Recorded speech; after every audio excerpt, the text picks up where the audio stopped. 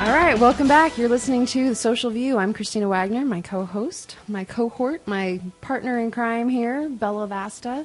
This is NBC 1260 AM, 96.1 FM. You know, if you're connected with me on social media, on my public figure page or on my personal profile, you'll see that I really talk transparently about the things that are going on in my world. And my kids are on there. I have a 13-year-old and I have a 15-year-old.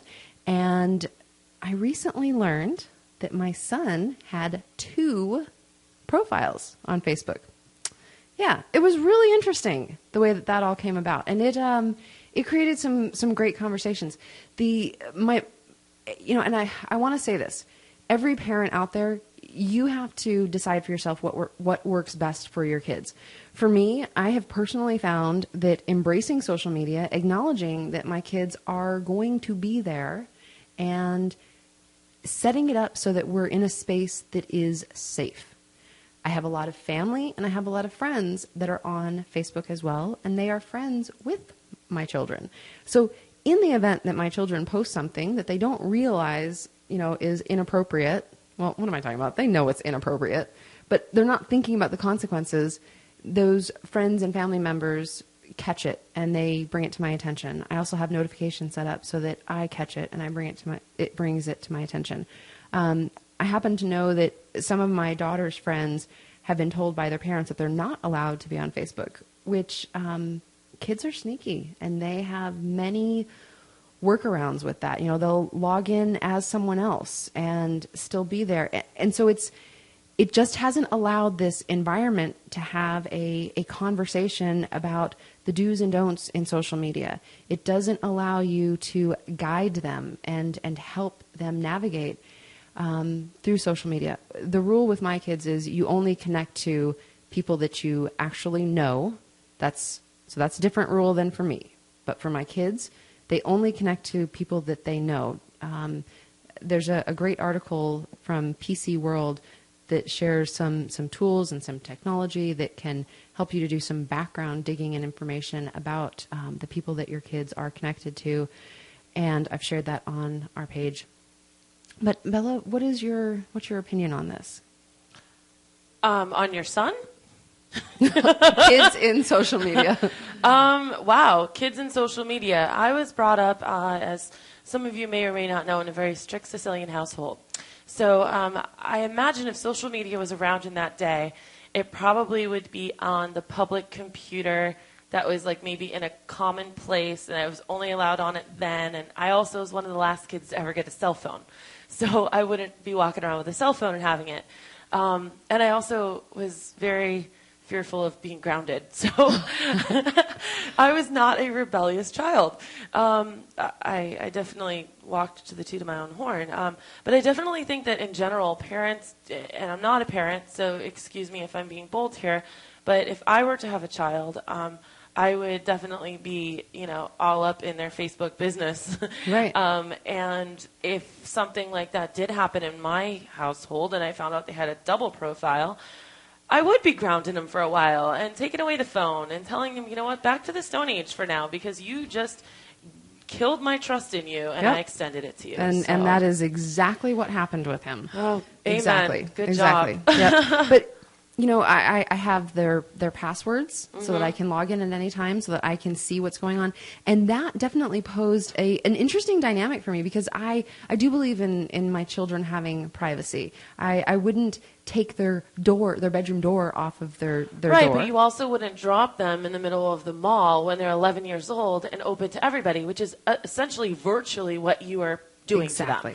And anyone could be another hot little 15, 16-year-old girl for your son and really someone horrible. Exactly. Or they're checking in and things like that. So. Exactly. So I want to hear your views on that. Go to the page, Social Views with Christina Wagner, and chime in and let me know what you think about that. Tell us what your house rules are. Exactly. I want to know. We are going to be back in just 1 minute, and we're going to move into social media events and specifically Veterans Day. So stay tuned. Fill my coffee cup, I'm out the door. Yeah, the freeway, standing still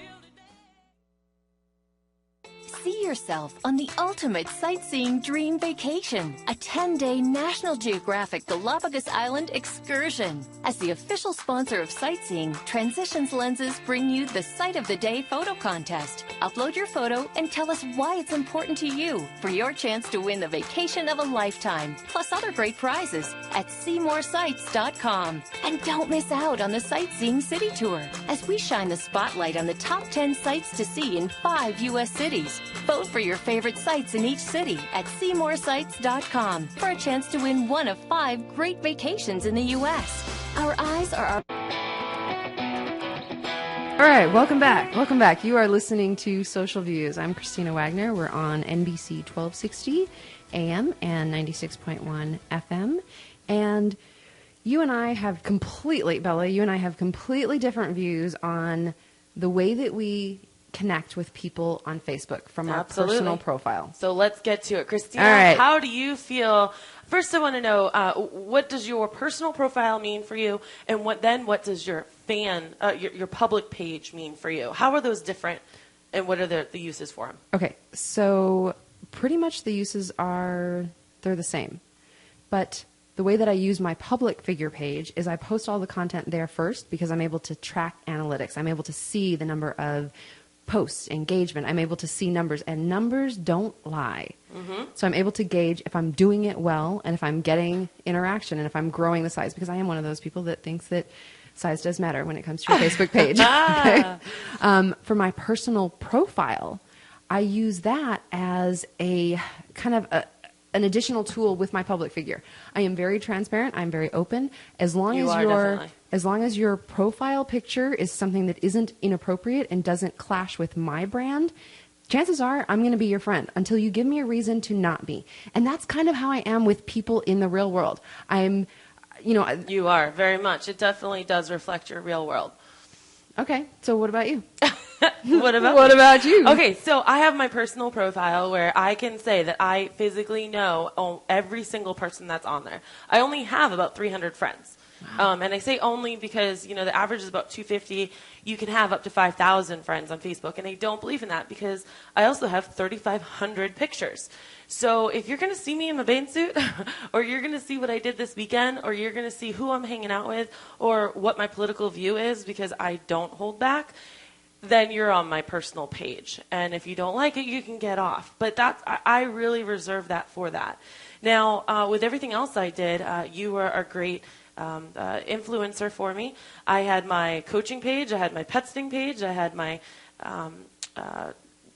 there's a pet sitting coaching page, and then there's a pet sitting radio show page. I had all these things going on. So you did encourage me to get a public figure page, so that's the Bella Vasta, and I'm able to put everything business on there because I also don't want to inundate my friends with everything that I do for business.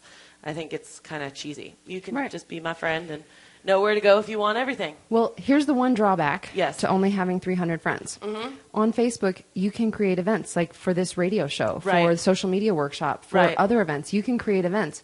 You cannot invite fans to your event, but friends, you can. And my view on that is I definitely get that, and I could create a second profile. Which would not be in the terms and conditions of Facebook. Exactly. But you know what? I would rather not cheapen myself out and get all those extra friends just so I can invite them. If they want to, they'll go to my real page. All right, that's fair.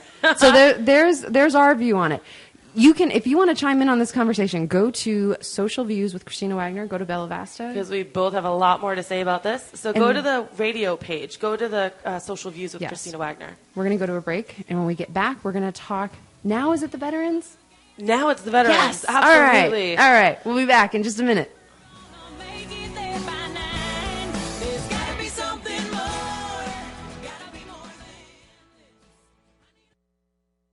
See yourself on the ultimate sightseeing dream vacation, a 10-day National Geographic Galapagos Island excursion. As the official sponsor of Sightseeing, Transitions Lenses bring you the Sight of the Day photo contest. Upload your photo and tell us why it's important to you for your chance to win the vacation of a lifetime, plus other great prizes at SeymourSights.com. And don't miss out on the Sightseeing City Tour as we shine... Okay, welcome back. You're listening to Social Muse. Social Views. That's Christina Wagner, and I am Bella Vasta, and we are here rocking it out, having fun with you guys. Christina, let me tell you about something interesting, because we're going to actually save the Veterans Day tribute for about 10 of 6. But right now, we're going to talk a little bit about how it plays with the breaking news. I have 2 interesting stories. Awesome. The first, yesterday, or a couple days ago, Scottsdale Air Park had their Scottsdale Air Show. And my brother is a flight instructor at Sawyer Aviation. So if you want to learn how to fly, let me know. But he had landed. He was the last one to land at 3 o'clock, right before the F-18s flew by. And it was really neat, very patriotic. And he took a video of it and posted it on Facebook to show everyone.